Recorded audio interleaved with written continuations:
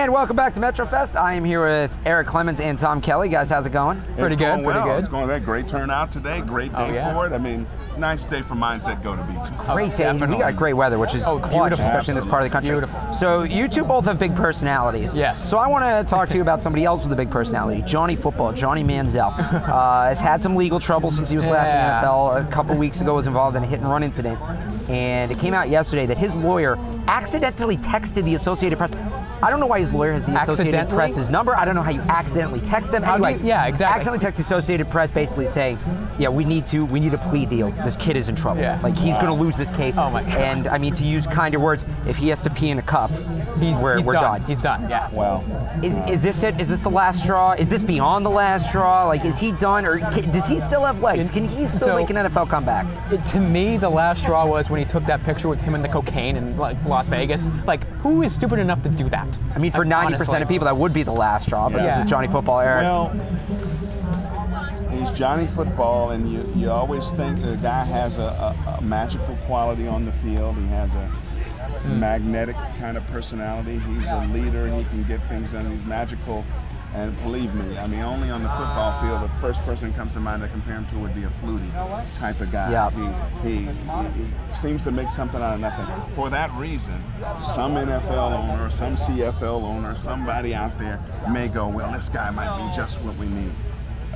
Technically speaking, morally speaking, I mean, how many chances do you give a guy? You mentioned the picture with cocaine. For most people, that's their last straw. Period. It's not even close. I mean, why do you want everybody on earth to know that you do cocaine if you're an NFL player? That doesn't look good or for anybody. Yeah, really. Or exactly. Or anybody. Or just the idea of the street cred, and maybe he doesn't even do cocaine. Let's just give him the benefit of the doubt. So he's doing it to be cool then? He wants people to think he does. Have street cred and signals and. Why does he need street cred again? Because he's young and stupid. Well, that brings up, I think, a very good question. Good point. We almost sort of glorify these athletes, it seems like, in today's culture that have these problems. You look at Johnny Manziel. A lot of guys in the NFL have that kind of thing. Greg Hardy was given a second shot, and it was, oh, what a comeback.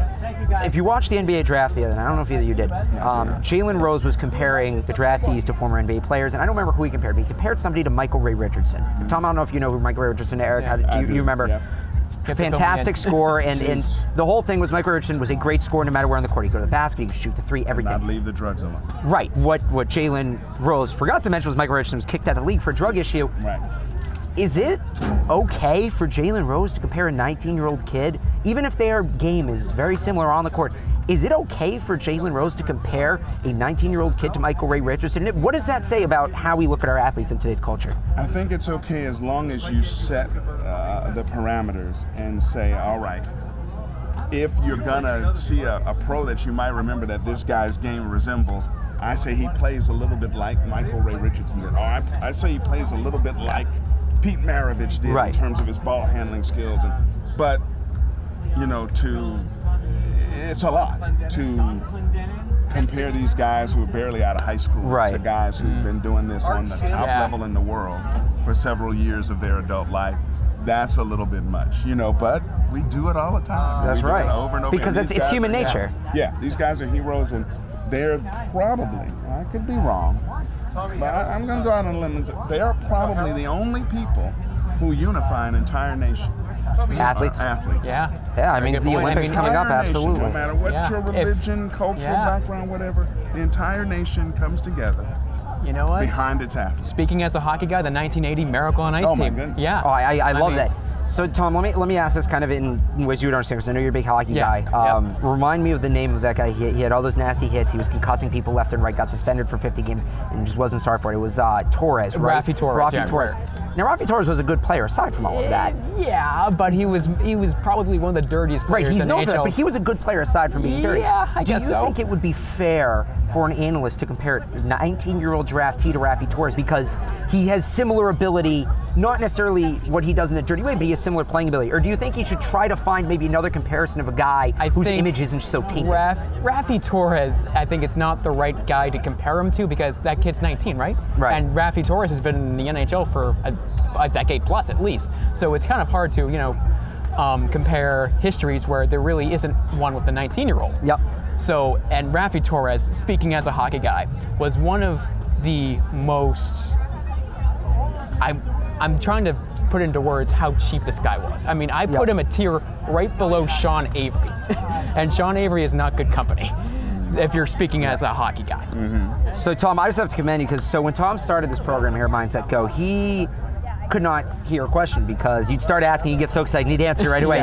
Tom's done a great job. He's come a long way, and you hear now he's active listening and all that. So Tom, how do you feel like Mindset Go is a big part of teaching you to be an active listener? Oh my God, absolutely. I mean, when I first started the program, even with active listening and all that, I was not really that great at talking about the other sports. I would freeze up, and now in the shows that I've done since I've come back a couple weeks ago, I think I've done a pretty good job of that. I'd say so. Yeah. Excellent. And so Tom, I'm an aspiring sportscaster, for those of you who couldn't tell. Tom is, I'll let you throw in the quick plug for your hockey radio show at school. So it's WNEK The Voice on TuneIn Radio every Monday during the academic year from 4 to 6 p.m. All right, check that out. Crashing the Net with Tom Kelly. So Eric, for guys like us, and not just sports, anybody who really wants to be a broadcast journalist for our generation, let's say, I don't know, like 8th grade through college, what is the biggest obstacle in today's industry? And it's changed so much, it's changing every day.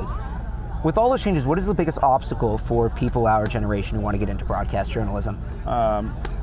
Broadcast journalism, I think the biggest obstacle is a basic ability to communicate on both sides. In other words, to be able to speak well and speak with clarity and confidence, and to be able to listen well. That's one. Yep. But now everything is so segmented.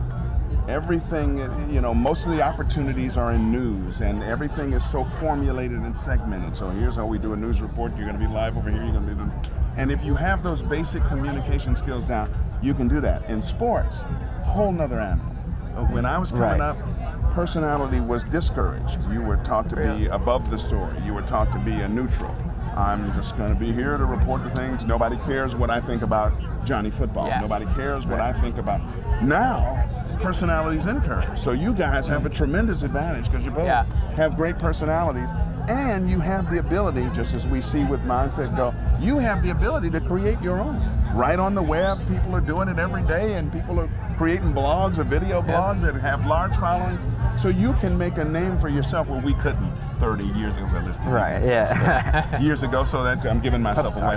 But that's why I've lent myself to the program. I've worked with both of you in your development. You'll go far past me probably, and that's great because that's what this is all about: teaching young people how to be good communicators. I gotta ask Eric, because you were there, it was happening when personalities started coming out. So, people our age maybe have somebody to look at. Who do you think, what sportscasters do you think did the best job of building their brand, building a name for themselves through their personality? Can I give two? Yeah, of course. Sure. I'm gonna say somebody I worked closely with for a long time, Chris Berman. Of course, Chris definitely. Berman, could go all the way. The whole thing, the personality, bigger than life, yet still able to host Sports Center and go seamlessly through things. And in baseball, the legendary Vin Scully. Personality, not bombastic or out there, but a beautiful day on the shores of Lake Erie, the so and the pros and just it's the kind of guy you just go, well, I'd love to meet him. And so those two guys on opposite ends of the spectrum have taken their personality and woven it into what they do.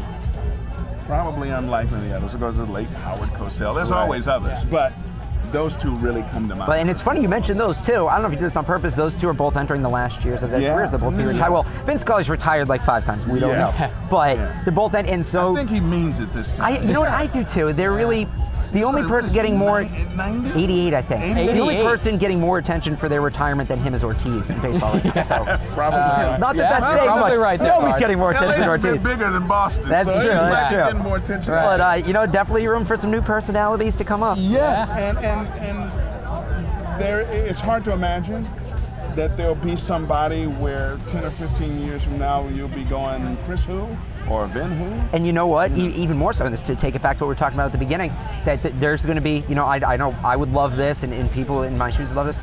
In 10, 15 years, we'll be talking about the next Vin Scully and the next Chris Berman, because you can't help but compare those people, but they're great people to strive to be professional. They're great people to strive to be. They're consummate professionals, and And I've never met Vin, but I know from watching him, they're good guys. And that's another thing. You've got to learn how to weave yourself into your real presentation. What you see should be what you get. So if somebody meets Alex Barth 2 hours from now somewhere in downtown Boston, you're the same guy that was sitting here in the set. Absolutely. Because some guys back in the day when I was coming up, they're this, hey, how you doing? And then you meet them out in person, they're, who are you? You jerk, get out of here. You know, no, it's got to be what you see. You got to be able to weave yourself and be comfortable in your own skin and weave yourself into everything you do. And you two are two of the best we've worked with at. I can say that honestly. Thank you. Tom, thanks. Always be great on with you. Eric, thanks for making the trip out. Always a treat. Always. From Metro Fest, I am Alex Barth. Thanks for watching. See ya.